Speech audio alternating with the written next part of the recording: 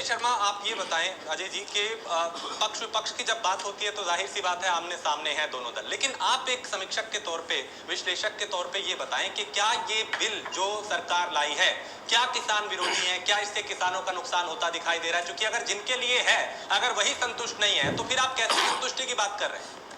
देखिए राजेश, सबसे पहले जो बातें हमने सुनी, जिससे निकल के बात सामने बाहर आती है कि अभी पूरी तरीके से विधेयक के बारे में जानकारी नहीं है।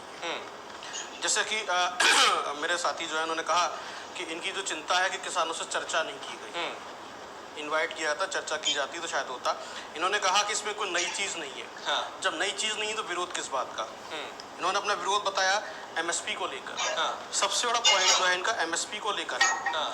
जो किसानों के अंदर एक भ्रम बैठा हुआ है कि सरकार जो है एमएसपी को खत्म कर सकती है या इसमें बदलाव नहीं करेगी, और इसी डर के बिहार पर किसान सड़क पर है। हाँ। और कोई रीजन नहीं है। हाँ। अब हम बात करते हैं हरसिमरत कौर की। हरसिमरत कौर जो है पंजाब से आती है, अकाली दल से हैं और एक इकलौती जो है कैबिनेट मंत्री थी और जो कृषि मंत्री थी, जो कि पंजाब और हरियाणा के अंदर किसान सबसे ज्यादा है और जो एफसीआई जो खरीद फरोख्त होती है, जो जैसा कि उन्होंने कहा कि किसान ही अकाली है, अकाली ही किसान है। हाँ। तो वहां पर जो एक विरोध उनका शुरू हुआ और गांव में पोस्टर लग गए कि भाई आपका आना मना है, तो उन्होंने अपने वोट बैंक की चिंता करते हुए ये एक फैसला लिया है कि अगर यदि हमें बने रहना है तो हमें करना पड़ेगा। तो 17 विधायकों की विधानसभा है, उनकी स्थिति क्या है आपको पता है। हाँ। तो यहाँ पर ये है। दूसरा जो सबसे बड़ा पॉइंट है, जो अड़ाती है, बिचौलिए हैं, उनका 2.5% का कमीशन इसमें खत्म होगा। हाँ। 6% का स्टेट गवर्नमेंट का जो टैक्स लगता है वो इसके अंदर खत्म हो जाएगा।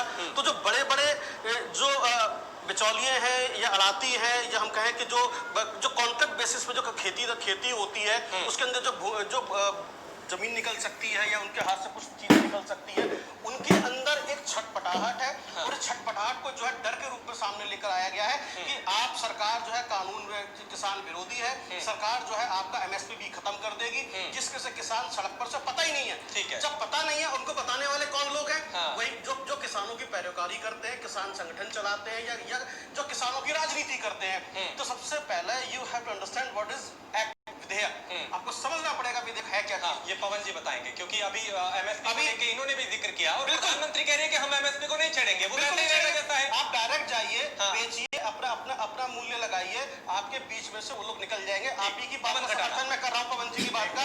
एक बात आप ही की बात का समर्थन कर रहा हूँ कि आपकी चिंता वाजिब है। आप कितनी अच्छी बात कह रहे हैं कि बोरे या लेबर नहीं मिलते हैं मंडियों में, किसान जो है सड़क पर 20 दिन या 12 दिन पड़ा रहता है। कम से कम अब उसके बीच में ये चीज तो नहीं आएगी, चाहे सर्दी है, बरसात है, कोई भी दिक्कत है, सीधे बात करेगा ना, खरीदने और भी सीधे बात होगी ना। हाँ। बीच में मीडिएटर जरूरत क्यों है? उस मीडिएटर को हटाया जा रहा है। हाँ। और जो नुकसान उनका है मीडिएटर का, किसान का नहीं है इसमें। और जो चिंता है किसानों की, हाँ, उसके ऊपर सरकार को, जो सुनी साई यहाँ बैठे हुए हैं, हाँ, मैं उनसे अनुरोध करता हूँ कि वो किसानों को भरोसे में लें, उनको बताएं, समझाएं। हाँ। कि साहब आपके साथ ये नहीं होगा, एमएसपी वही रहेगी, इस पे कानून बनेगा।